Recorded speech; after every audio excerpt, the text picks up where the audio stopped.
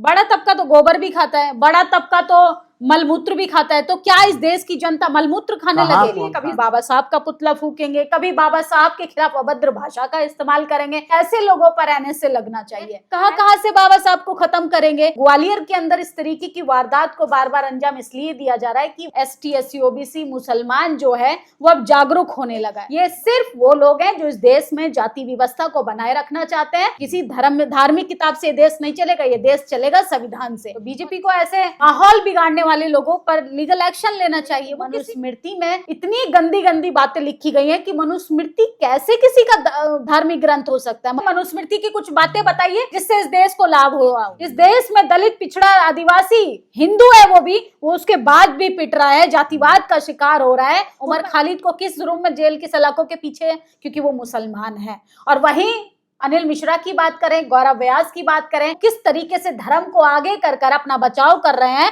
जय श्री राम के नारे लगा रहे हैं। ये जाति और पाति देखकर लोगों के पुतले फूकेंगे, लोगों की जुबान काटेंगे, लोगों की गर्दन काटेंगे। आदाब, नमस्कार, मैं फैसल और आप देख रहे हैं नेशनल दस्तक।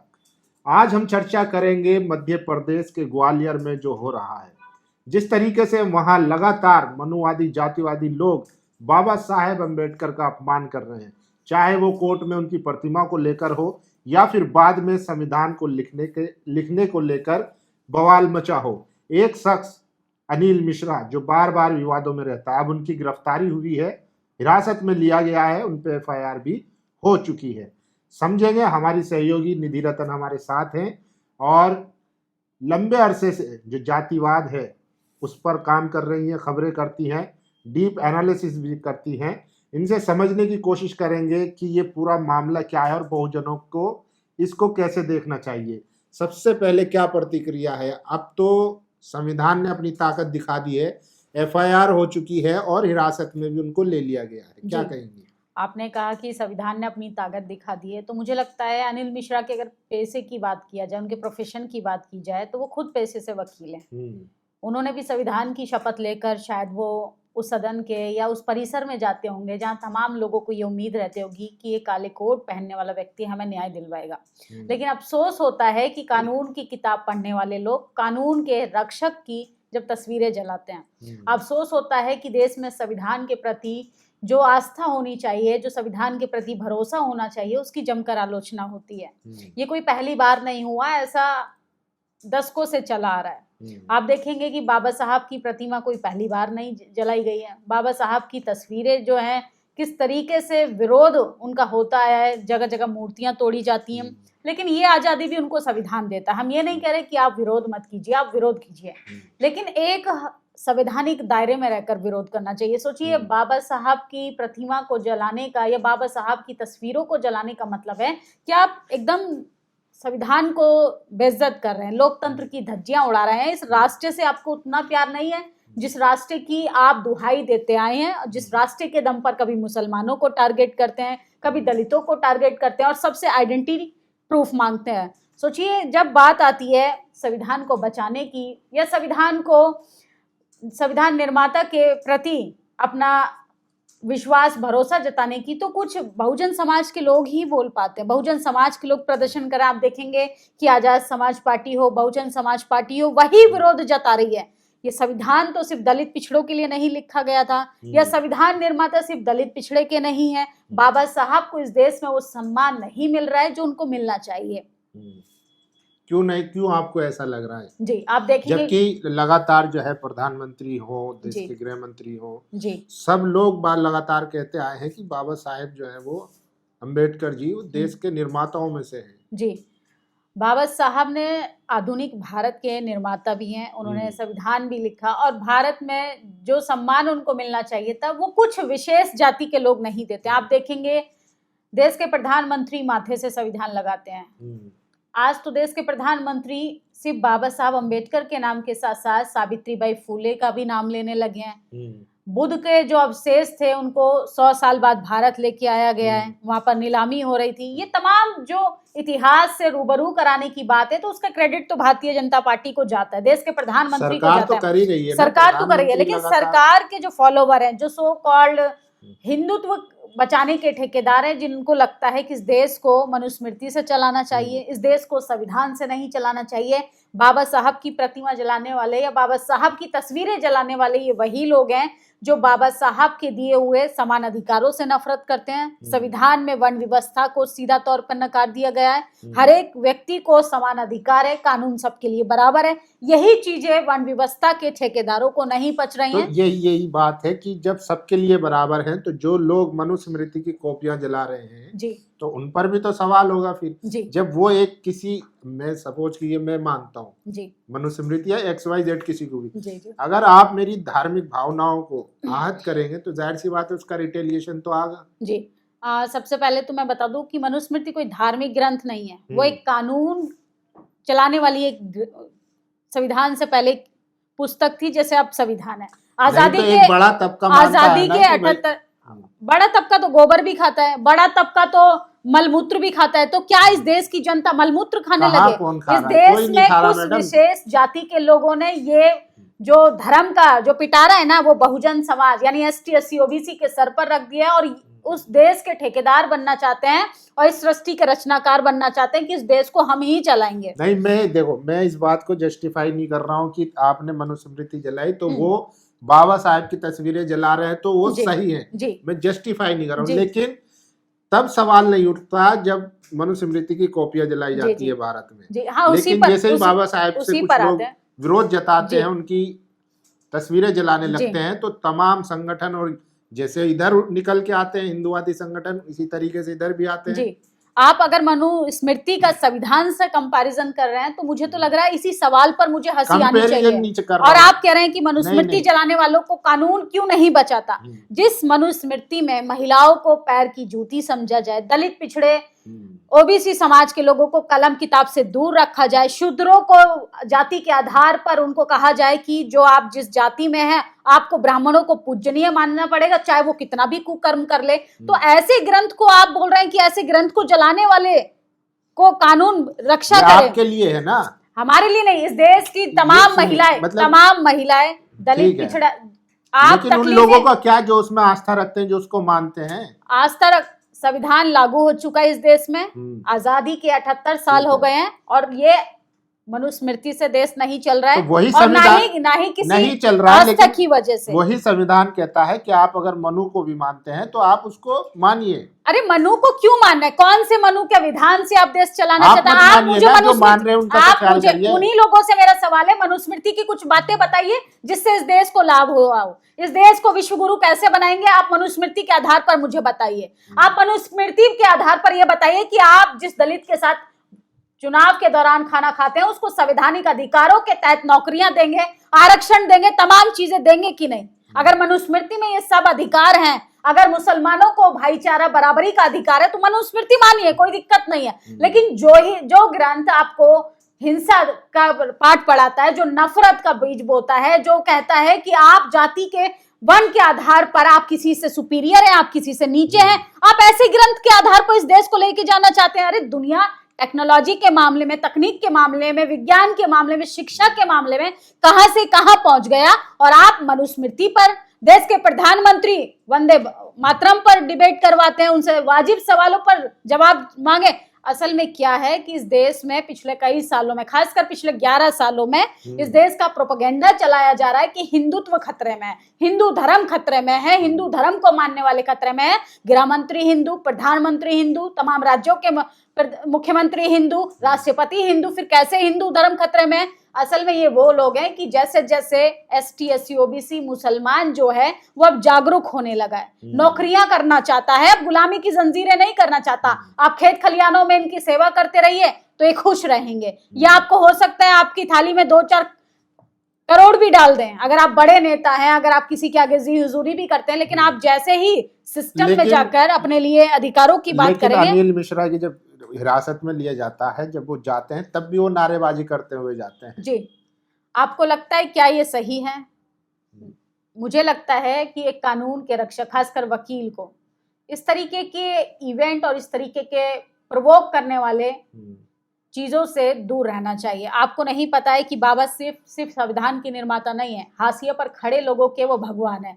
इस बात को मैं महिला के तौर पर आज ये कहती हूँ कि मेरे भी वो भगवान है। अगर धरती पर भारत के अंदर कोई भगवान हुआ है तो वो बाबा साहब हैं। बाबा साहब नहीं होते, हिंदू कोड बिल नहीं आता। तो आज महिला के तौर पर मैं इस तरीके से बातें नहीं रख तो रही। जब वो कह रहे हैं कि संविधान सिर्फ अंबेडकर साहब ने नहीं बनाया, बीएन राव भी उसमें शामिल थे या उन्होंने लिखा है, जब वो दावा कर रहे हैं, तो इस पे हुड़दंग मचाने की, धमकी देने की, सड़कें बंद करने की क्या जरूरत है? आप बैठिए, डिस्कस करिए, हाँ, हम मान लेते बहस करिए, बाबा जो भी निष्कर्ष होगा उस पर तय होगा ना। अब जो काम आप आरोप लगाते हैं कि जो हिंदू रक्षा दल हो या इस तरीके के जो संगठन है वो इस तरीके से उत्पात मचाते हैं, उग्र हो जाते हैं, वही काम तो आप भी कर रहे हैं, तो फिर आप में उनमें क्या अंतर है? आपको उनका जातिवाद नहीं दिखाई देता? आप देखिए, एक आईएएस वर्मा ने एक स्टेटमेंट दिया था कि जातिवाद को खत्म करने के लिए रोटी बेटी का संबंध होना चाहिए। वो कहना चाहते थे अपर कास्ट, उनके मुंह से निकल गया ब्राह्मण। अभी उनको लेकर, उनकी जुबान काटने को लेकर बात होती है, और वही उन्हीं के समाज के लोग तमाम बाबा तो महिलाओं पर टिप्पणी करते हैं, महिलाओं पर अभद्र भाषा का इस्तेमाल करते हैं। उनका कुछ नहीं, क्योंकि ये जाति और पाति देखकर लोगों के पुतले फूकेंगे, लोगों की जुबान काटेंगे, लोगों की गर्दन काटेंगे। कुछ दिन पहले स्वामी प्रसाद मौर्य की गर्दन काटना चाहते थे, फिर राजेंद्र पाल गौतम की काटना चाहते थे, अब चंद्रशेखर आजाद के पीछे पड़े। तो इनको वो बहुजन समाज के एलीट वर्ग का व्यक्ति पसंद नहीं आता जो इनके जातिवाद के सिस्टम से बाहर निकलकर आप अपने लिए अच्छी चीजें चाहता है, अपने समाज को एक अच्छा रास्ता दिखाना चाहता है, कलम किताब की तरफ, अपने समाज के लिए स्कूल चाहता है, अच्छा अस्पताल चाहता है। वो चाहता है कि आप उनके जातिवाद के जाल में फंसे रहो, आप हिंदू बने रहो। क्यों? संतोष वर्मा जो है आईएएस, वो हिंदू नहीं है, चंद्रशेखर आजाद हिंदू नहीं है। उनका पर्सनल धर्म अलग हो सकता है, किन मान्यताओं को वो मानते हैं, लेकिन ऑन पेपर तो वो अभी भी हिंदू ही हैं।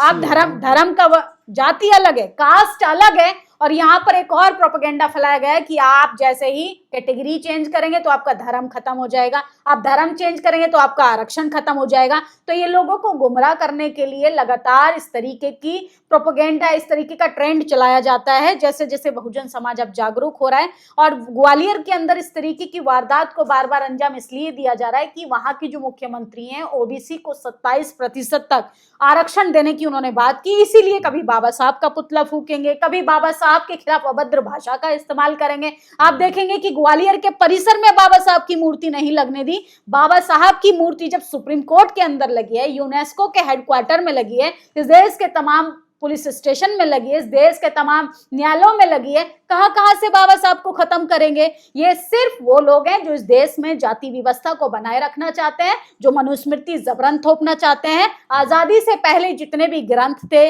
जो भी व्यवस्था थी, उसको नकार दिया गया है। अब आजादी के बाद की बात कीजिए ना, आजादी के बाद जिस किताब से, जिस ग्रंथ से ये देश चल रहा है, वही सर्वोपरि माना जाएगा। ये किसी धर्म की, इनफैक्ट चाहे बौद्ध धर्म हो, कोई भी पर्टिकुलर धर्म हो, किसी धर्म धार्मिक किताब से देश नहीं चलेगा। ये देश चलेगा संविधान से। और संविधान जलाने वाले अगर मनुस्मृति के बचाव में उतर कर आएंगे कि मनुस्मृति बचाने वालों के साथ दोहरा न्याय व्यवस्था क्यों काम कर रही है, तो मनुस्मृति में इतनी गंदी गंदी बातें लिखी गई हैं कि मनुस्मृति कैसे किसी का धार्मिक ग्रंथ हो सकता है? मनुस्मृति कैसे किसी को आस्था को ठेस पहुंचा सकता है? अनिल मिश्रा कह रहे हैं कि मुझे सताया जा रहा है, प्रताड़ित किया जा रहा है, परेशान किया जा रहा है।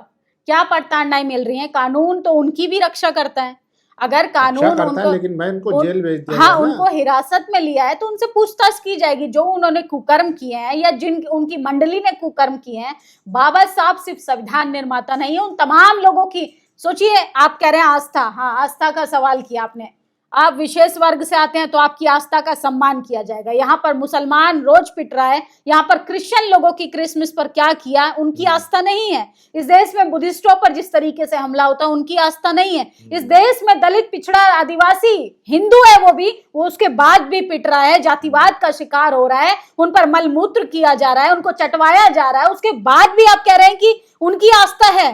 और एक तमाम जो 5% लोगों की आस्था से ये देश चल रहा है, और 85% तक लोगों को आप कह रहे हैं कि उनकी आस्था मैटर ही नहीं करती। नहीं, आस्था सबकी मैटर अगर आस्था का ही खेल खेलना है तो सोचिए, जो गोमूत्र और जाति की जो राजनीति करते हैं, उनकी आस्था को महत्व दिया जाता है। क्या लग रहा है कि जिस तरीके से अभी पिछले साल संसद में गृह मंत्री ने एक जवाब दिया था जी कि अंबेडकर एक फैशन सा बन गया, तो क्या उसी का नतीजा है ये जो आज विरोध हो रहा है, उनकी तस्वीरें जलाई जा रही हैं बाकायदा? मुझे लगता है ये पूरी भारतीय जनता पार्टी को पहले तो संविधान पढ़ने की जरूरत है, उसके बाद बाबा साहब के तमाम संघर्षों को पढ़ने की जरूरत है। और आज देश के प्रधानमंत्री इनफैक्ट चाय बेचने वाले, वो खुद को चाय बेचने वाले का बेटा बोलते हैं या चाय बेचते भी थे, ये तो हमें नहीं मालूम, लेकिन हाँ वो जो कुछ भी आज हैं, जिस पद पर भी हैं, वो सिर्फ संविधान की वजह से हैं। देश के प्रधानमंत्री ने इसके लिए, गृह मंत्री ने इसके लिए सफाई भी जाहिर की थी प्रेस कॉन्फ्रेंस कर कि उनसे गलती हो गई। तो इसमें बीजेपी का कहाँ से लेना देना? अनिल मिश्रा तो वो कांग्रेस के जी नेता हैं जी, लेकिन अब जो प्रोटेस्ट हो रहा है वो तो बीजेपी शासित राज्यों में हो रहा है ना, तो बीजेपी को ऐसे माहौल बिगाड़ने वाले लोगों पर लीगल एक्शन लेना चाहिए, वो किसी भी जाति पार्टी वर्ग से हो।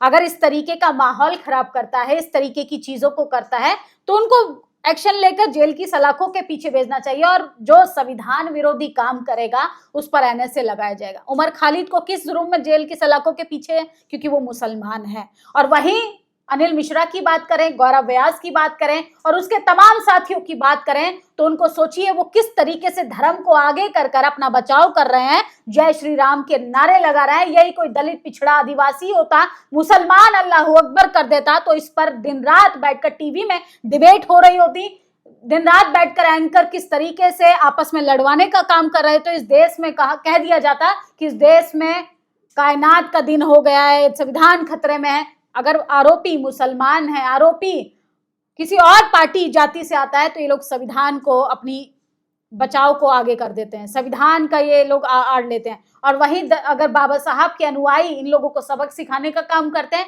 तो ये धर्म को आगे कर देते हैं, क्योंकि इनको पता है कि धर्म एक ऐसी चीज है इस देश में कि धर्म की अफीम चटाओ, आप कानून को भी नतमस्तक कर सकते हो। उत्तर प्रदेश में देखा किस तरीके से एक बाबा के आगे एक पुलिस वर्दी पहनने वाला अधिकारी नतमस्तक हो रहा था। छत्तीसगढ़ में एक धीरेन्द्र शास्त्री नाम के व्यक्ति को सरकारी ऐश और आराम दिए जाते हैं, वो सिर्फ किस लिए? धर्म के रास्ते पर चल रहा है, इसलिए। अगर उसने कोई काम किया होता, उसने एक दिन भी ये कहा होता कि इस देश में गंगा जमुना तहजीब है, उसके आधार पर इस देश में प्रेम, सद्भावना, करुणा होनी चाहिए, ऐसे बाबाओं की कोई इंपॉर्टेंस नहीं है, कोई उनको पूछताछ भी नहीं है। लेकिन हाँ, जो बाबा जाति की राजनीति करेंगे, जो बाबा पार्टी की राजनीति करेंगे, जो बाबा धर्म के नाम पर जितना हिंदू मुसलमान करेंगे, उतना बड़ा ज्यादा उनको राजनीतिक पद मिलेगा, उतना बड़ा राजनीतिक लाभ मिलेगा। तो इस देश में अनिल मिश्रा जैसे लोगों से घबराने की जरूरत नहीं है। मैं तो यही कहूंगी कि ऐसे लोगों पर एनएसए लगना चाहिए, ऐसे लोगों पर जो मनुस्मृति जबरन थोपना चाहते हैं, जिन लोगों को लगता है कि मनुस्मृति जलाने वालों पर कार्रवाई क्यों नहीं हो रही, संविधान जलाने वाले या बाबा साहब की प्रतियां जलाने पर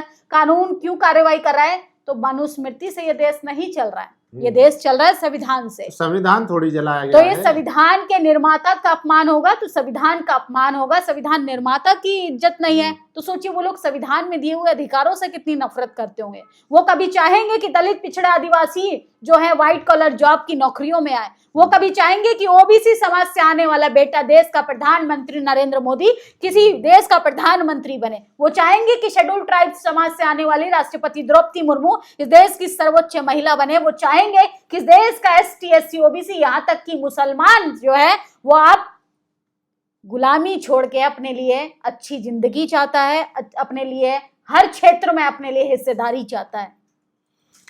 तो देखिए पूरा मामला जो है वो कहीं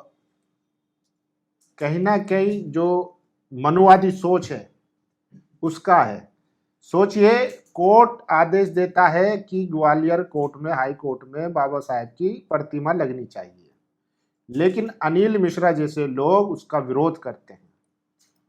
सोचिए, जिस देश में संविधान लागू है और ये देश संविधान से चल रहा है, उसी देश में कोर्ट के आदेश के बावजूद भी वहां प्रतिमा नहीं लगने दी जाती है। आप सोच सकते हैं कि कहां तक इनकी पैठ है। और अब तो खुले तौर पर बाबा साहेब भीमराव अंबेडकर की तस्वीरें जलाई जा रही हैं, सड़कों पर मुर्दाबाद के नारे लगाए जा रहे हैं। सोचिए कितना जहर भरा हुआ है इन लोगों के अंदर। बाबा साहेब ने इस देश को क्या नहीं दिया, इतना खूबसूरत संविधान दिया, लेकिन उसके बावजूद भी जो नफरत है जो हजारों सालों की, वो कहीं ना कहीं उबाल मारती रहती है और वो आए दिन देखने को मिलती रहती है।